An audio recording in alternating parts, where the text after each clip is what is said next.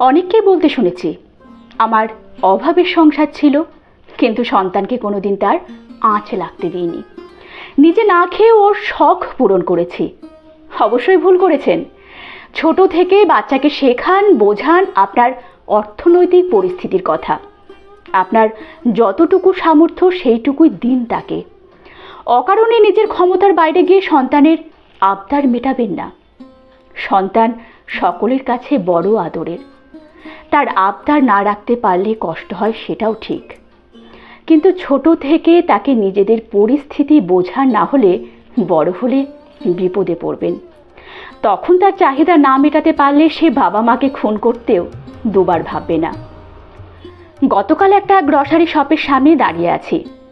এক ভদ্রলোক দেখলাম কেনাকাটা করছেন। আমারও টুকিটাকি নেওয়ার ছিল। ভদ্রলোকের সঙ্গে 1 বছর 7 বাচ্চা।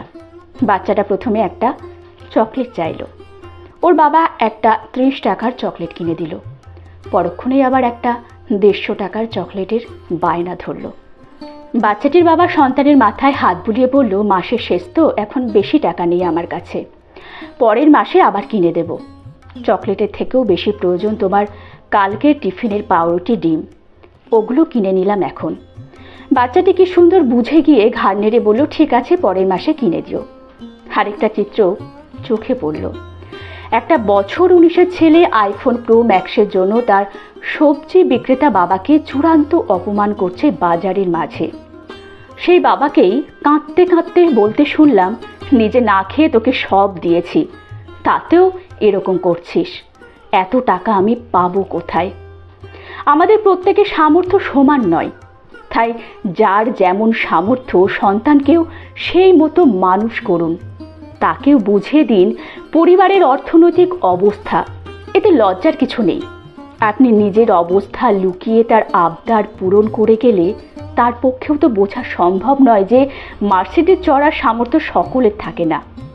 ভবিষ্যতের কথা ভেবে, নিজেদের কথা ভেবে, সন্তানের মানসিক সুস্থতার কথা ভেবে ছোট থেকেই তার কাছে পারিবারিক চিত্রটা তুলে ধরুন। সেও বুঝবে কতটা চাওয়া উচিত আর কতটা নয়। আকাশ ছোঁয়ার ইচ্ছে সকলের থাকে।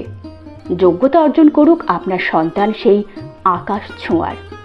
আপনি শুধু তার স্বপ্ন পূরণের পথটা সুগম করতে পারেন মাত্র, কিন্তু যোগ্যতা তাকেই অর্জন করতে হবে। সবটাই আপনার কাঁধে পা দিয়ে নয়, তাকেও পরিশ্রম করতে হবে, এইটুকুই বোঝান। ভালো থাকবেন।